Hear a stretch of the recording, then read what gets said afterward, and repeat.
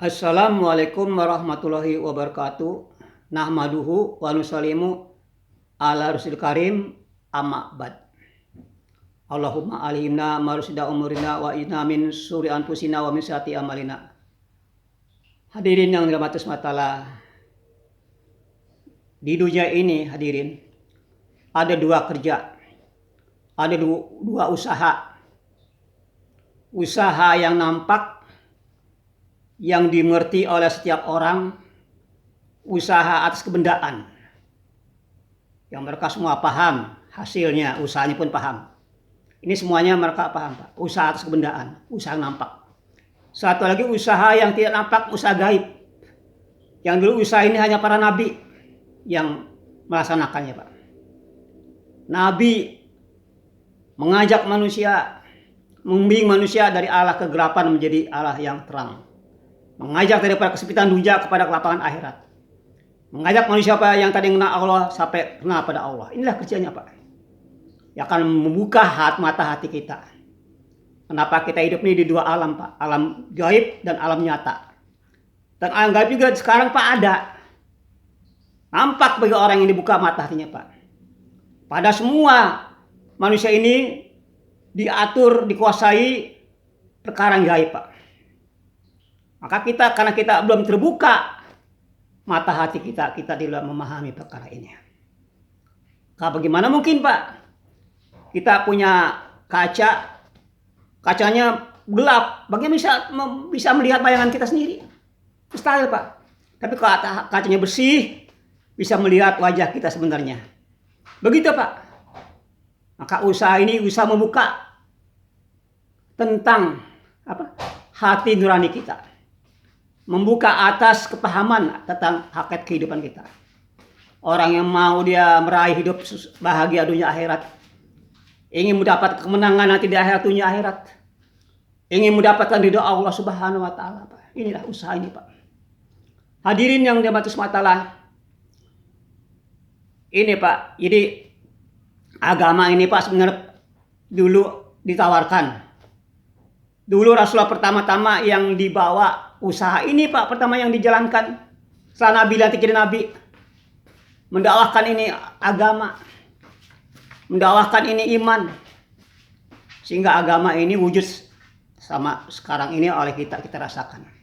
Karena ada mengusahakan, karena ada memperjuangkan, karena ada mengolah, sehingga agama kita ini kita bisa mengenal siapa itu Allah, bisa mengenal akan hakikat la ilaha illallah. Berkat dulu Nabi, sahabat, dan orang kemudian yang selalu mereka memperjuangkan agama Allah dan tidak akan putus sampai lihat kiamat, Pak. Ada saja yang memperjuangkan agama Allah, ada saja yang tidak pernah putus sampai lihat kiamat. Hadirin yang dirahmati Allah, ini, Pak, di dunia ini, Pak, kalau kita ambil kerja ini, masya Allah, katakanlah perusahaan Bonafit ini perusahaan yang paling besar. Bila mana dia misalnya bisa menggaji karyawannya, katakanlah satu hari 1 triliun atau 10 triliun katakanlah. Enggak. Itu nggak bisa menyaingi kerja ini, Pak. Kerja ini, Pak, masya Allah. Lagatwatun arwatun bisa bilahi minajunya wapiha. Sepagi sepetang keluar dari Allah, sesaat dunia seisinya, Pak. Bukan lagi sejam, bukan 1 menit, Pak, sesaat. Lagatwatun arwatun bisa bilahi minajunya wapiha. Ini, Pak, ini 1 detik, Pak, dunia seisinya. Masya Allah. Jadi kalau mau kita paham, Pak, mungkin kita ajak semua, Pak. Di kampung kita ajak teman kita, tetangga kita ajak, Pak. Ini kerjaan, Pak. Ini kerja Allah sendiri, Pak. Kerjanya Allah, Pak. Allah dikatakan dalam Al-Quran, ya ayyuhalladzina amanu hal adulukum tijaratin tunjikum min ajabun alim.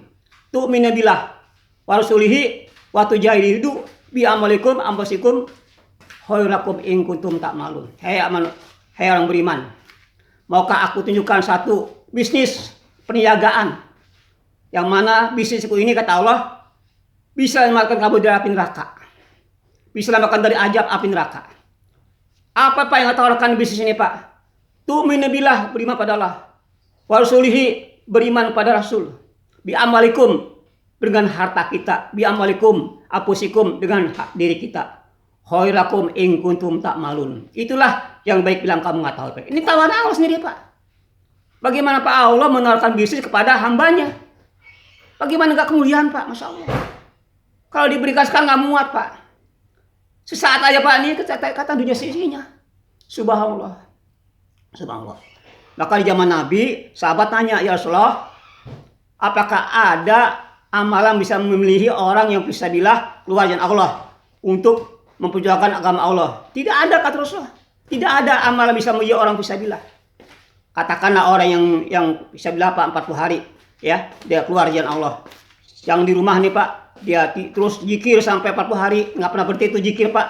Terus dia puasa 40 hari, terus dia begadang tahajud. Nggak ada begitu, nggak bisa melalui orang yang keluar fisabilillah Pak, nggak bisa Pak. Sedetik pun nggak bisa memilih orang yang keluar fisabilillah Pak, nggak ada. Insya Allah. Maka ketika Rasulullah dia jumpa dengan istrinya Aisyah, maka Aisyah gembira. Mengapa kau gembira kau melihatku ya istriku? Bagaimana gembira kekasihnya Allah bersama aku?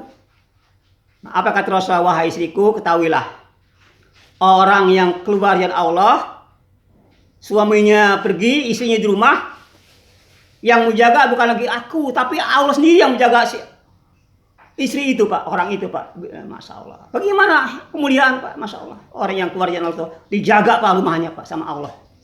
Makanya kalau ada tsunami, nggak gempa, nggak kena Pak. Nggak kena Pak kalau orang yang sedang memperjuangkan agama Allah. Nggak kena Pak. Allah jaga Pak rumahnya, istrinya, anaknya. Kampungnya dijaga sama Allah Pak. La ilaha illallah. Yakin Pak.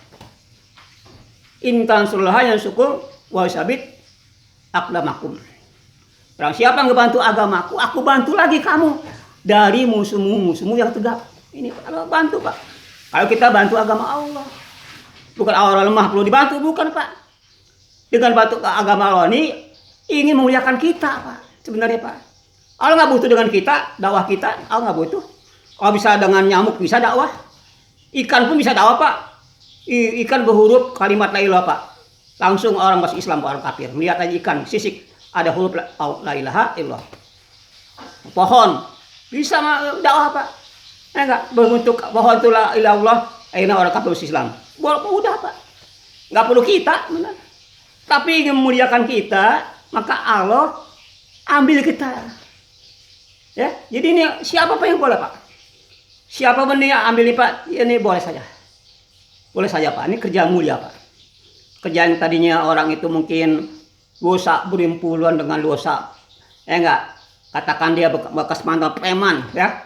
Ikut ini Pak, subhanallah Pak, pulang-pulang udah jadi wali Pak. Masya Allah, udah berjenggot kan. Sama istrinya penuh dengan ramah. Ahlaknya baik, tadinya preman Pak, tukang mabok. Tukang mabok Pak, tapi dengan ikut ini, usaha Nabi, kerja Nabi, Allah robah. Siapa yang merubah Pak? Allah. Kita nggak bisa merubah istri kita dia baik, nggak bisa Pak. Orang yang punya Allah, merubahnya Allah. Mobil tabrakan pengok Pak. Yang bisa ngebuatinnya pabriknya dong. Nggak bisa sama mobil itu ngebetulin sendiri Pak. Motor tabrakan motor ngebetulin nggak bisa. Bengkel motor itu Pak yang bisa ngebetulin. Begitu kita Pak, Allah yang bisa merubah. Akhlak kita jadi baik juga Allah. Isi kita baik pun Allah. Kamu kita baik pun Allah. Negara kita baik pun Allah yang bisa merubah la ilaha illallah. Hadirin, coba bagaimana kalian dulu Nabi sahabat nggak mau dakwah, hanya ibadah, zikir dan Mekah Pak. Apa kita kenal sama Allah? Wah enggak, apa benar itu Pak?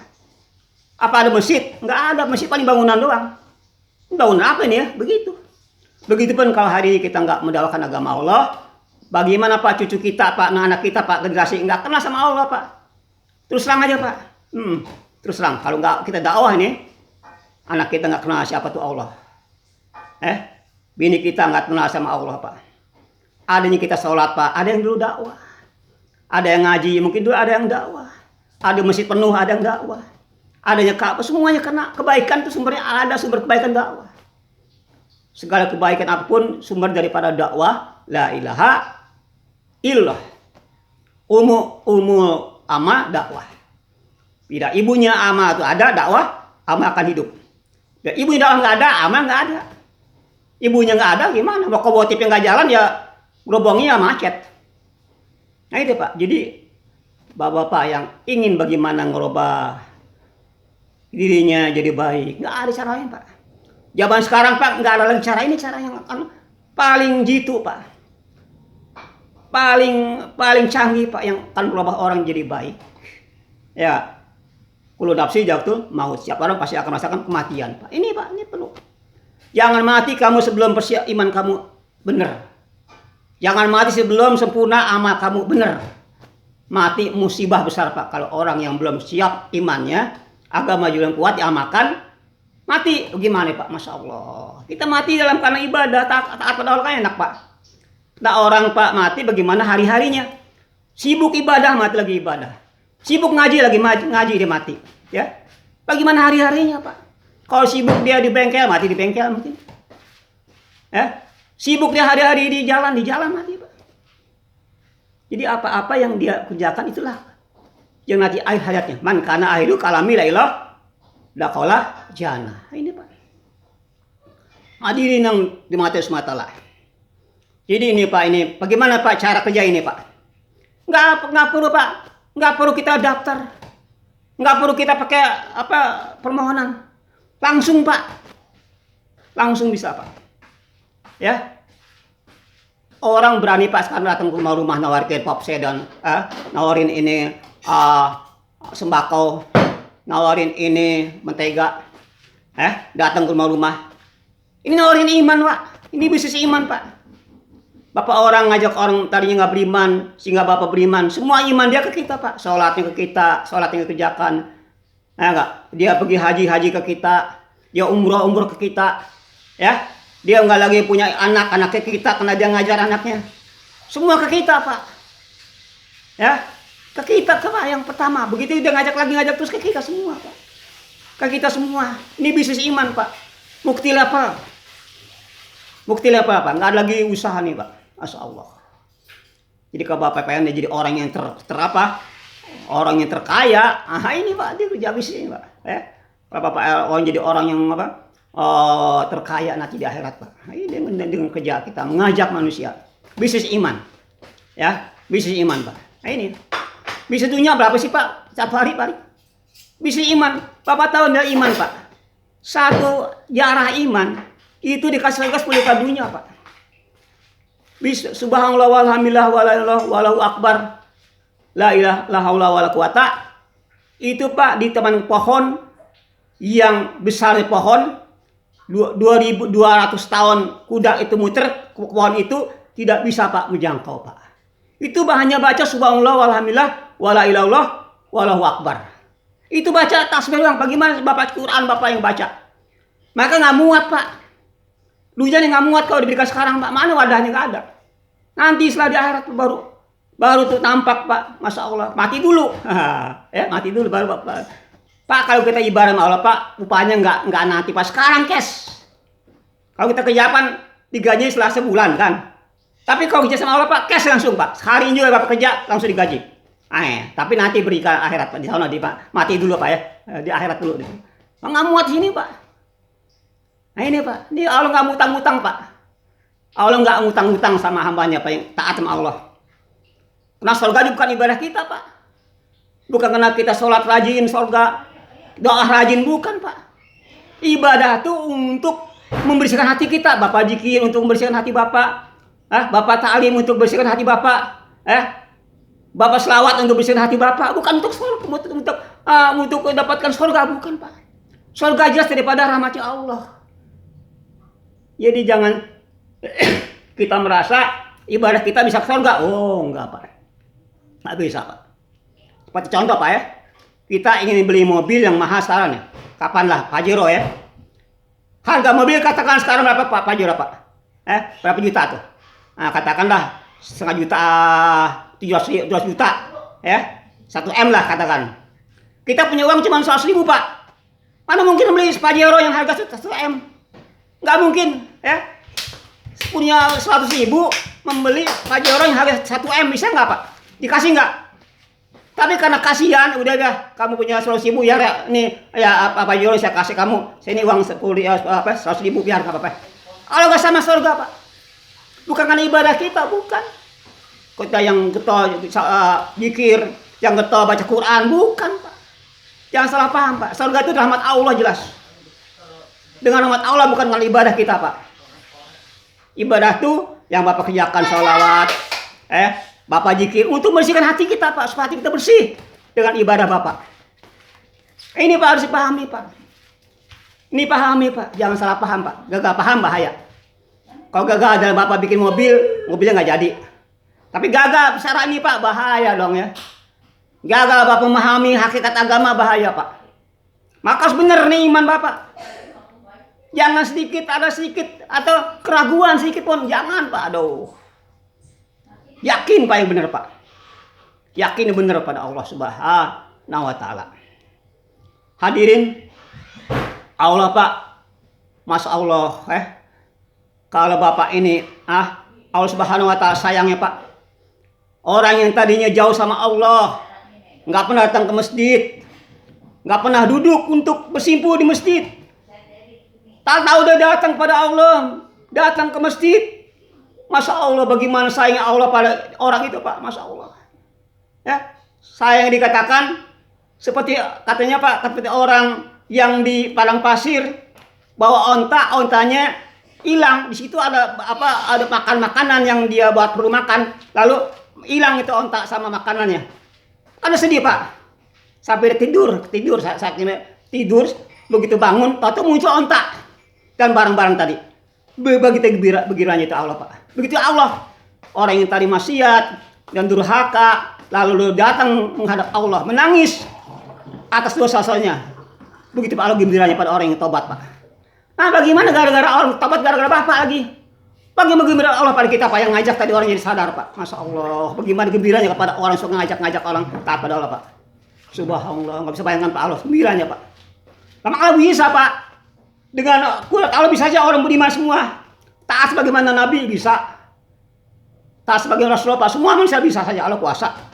Atau maksiat, bagaimana iblis bisa saja, Allah kuasa. Tapi udah hukum Allah Pak. Sunatullah. Harus ada usaha dia buat. Harus ada asbab dan musabab Pak. Harus ada usaha musabab. Ini Pak harus dibuat Pak. Hidayah ini memang dengan Allah. Memang dengan Allah Pak. Tapi ada usaha. Dulu para nabi Pak, usaha atas hidayah dibuat. Bila Allah inginkan itu kebaikan suatu kampung itu dulukan nabi Pak untuk mendakwakan agamanya, sehingga kampung itu akan taat pada Allah. Begitu Pak. Itu sunatullah Pak.